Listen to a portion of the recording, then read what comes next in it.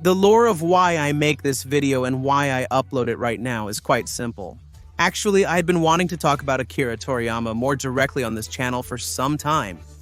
More or less since this recent March 1. It's been a year since the Holy Death took him away from us. But I wanted to talk about Toriyama without focusing entirely on his work, Dragon Ball. I wasn't sure how to approach making this kind of video. And then coincidentally, yesterday I came across a video from the sexiest YouTuber in Mangaka. That's right, Vate, where he talked about the influence of Akira Toriyama in the world of video games. And near the end of this video, he commented something that got me in real shit mode. Today I've talked about video games, but I don't even want to imagine how long a video would last. About the influence of this man in the world of manga and anime? Well, indeed, I also asked myself that. I also wondered how far Akira Toriyama's influence could reach in the world of manga anime. But I quickly realized that it would be almost literally impossible to know. Or not impossible, but it would require such vast and exaggerated knowledge that it would be totally improbable. Not to forget any work influenced by this mangaka, a parody, a reference, anything. The point is that while this video is not going to cover all the inspirations, references, comments, and other media about Toriyama's works, because otherwise this video would be totally mammoth and would make no sense if we are going to try to make a proper tribute video. Talking a little bit about his influence and general importance, and also about some well-known works where their authors directly claim to be fans of Toriyama and to be inspired by him.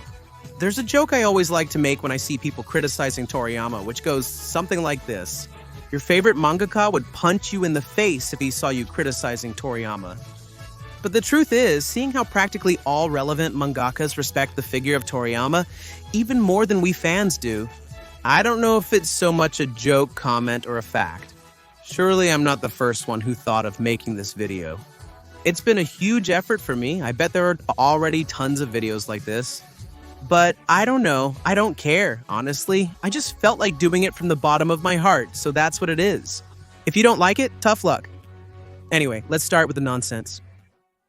Akira Toriyama's adventures as a manga artist began in 1977. He published Awawa World, a short manga that was unsuccessful. Then he continued toying with more one-shots that did not enjoy much popularity. Until a year later, in '78, he released Wonder Island.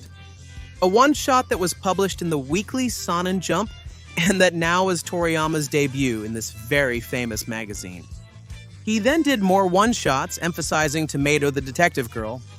But it wasn't until 1980 that Toriyama released his first successful manga, which was not a one-shot. And that, moreover, was what completely put him on the map as a powerful and successful mangaka. That's right, none other than Dr. Slam.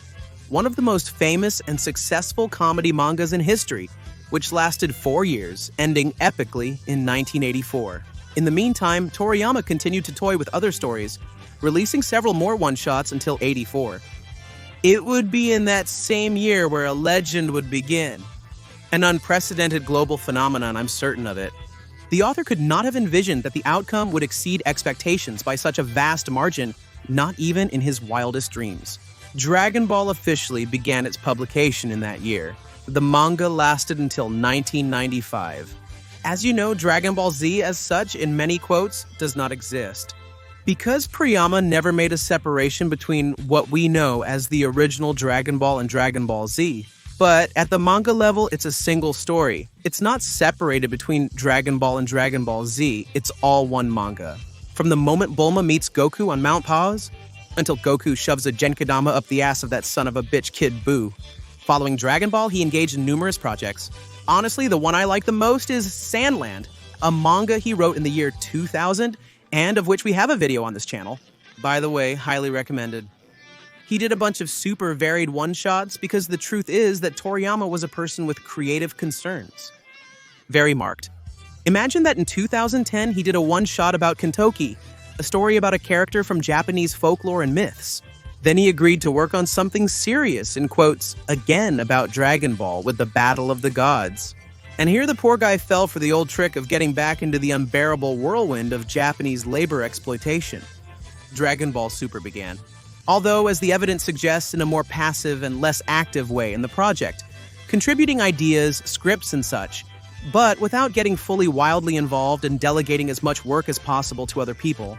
Dragon Ball was one of the fundamental pillars in the feat of globalizing the manga-anime medium. This series was broadcast in more than 80 countries around the world. And obviously, even though it didn't invent them, it did establish and popularize some tropes that are still used today in modern animes. Enemies and rivals who eventually become allies of the good protagonists, somewhat innocent, optimistic, and full of positive energy. And the theme of transformations? Dragon Ball undoubtedly made transformations and enhanced character stages almost indispensable in any respectable shonen manga.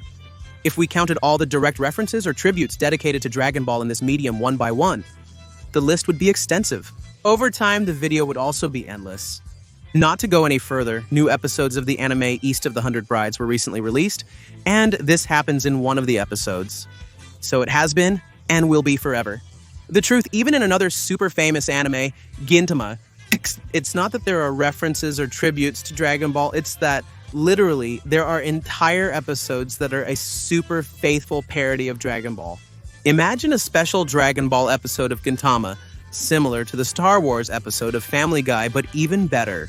Me with the episode of that wretched guy searching for tobacco throughout the universe and facing the different villains of Dragon Ball just to be able to smoke. I just can't. It's beyond my strength how stupid and funny the premise is. Even in Western animation, Dragon Ball has left its mark. It comes to mind, I don't know. For example, the time when Gumball literally turns into a Super Saiyan at school. Does cinema fall short, really? Moving on to the delicious nougat of the video, we can talk about extremely famous mangakas who have directly stated not only to admire Akira Toriyama, but also to be directly influenced by his work. Ichiro Oda, the creator of One Piece, is known to greatly admire Toriyama.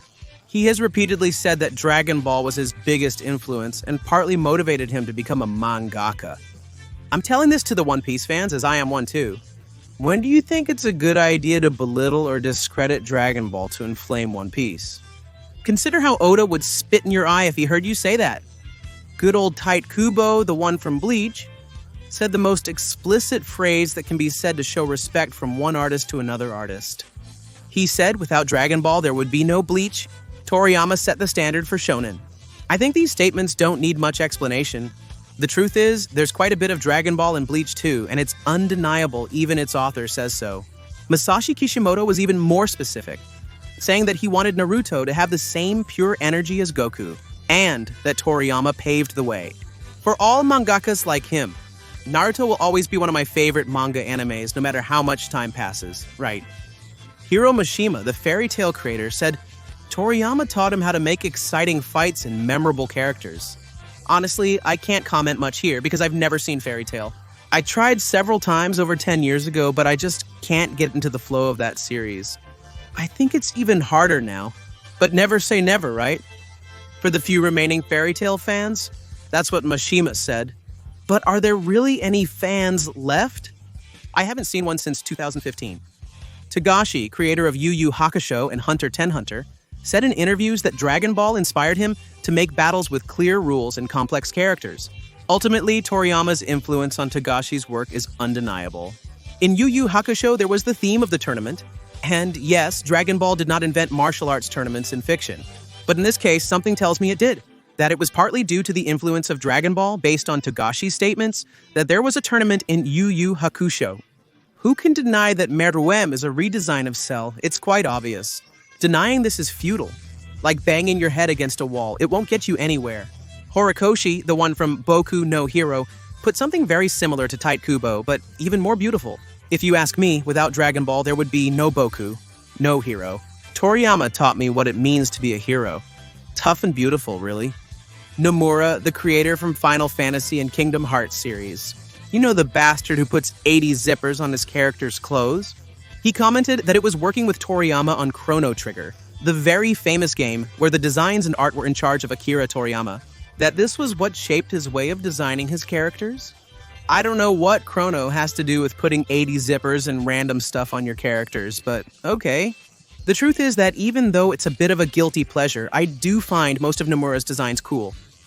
I'm not hiding, I could be like this all day. Speaking of the totally overwhelming influence of Toriyama in the global anime manga world, and in the ideas and inspirations of many other artists and mangakas. But I think that's enough for today. You know, 2024 was a pretty tough year. Not only was it the year where we all lost Master Toriyama, but also at the end of the year, I lost one of the kindest people I've ever known, and who I love the most, my grandpa. I would also like to dedicate this video to him, because he was very aware of how much I loved Dragon Ball since I was a kid. And sometimes I like to think that right now he's talking to Akira Toriyama about his grandson, who loved that little character named Goku so much, that Toriyama had created so long ago.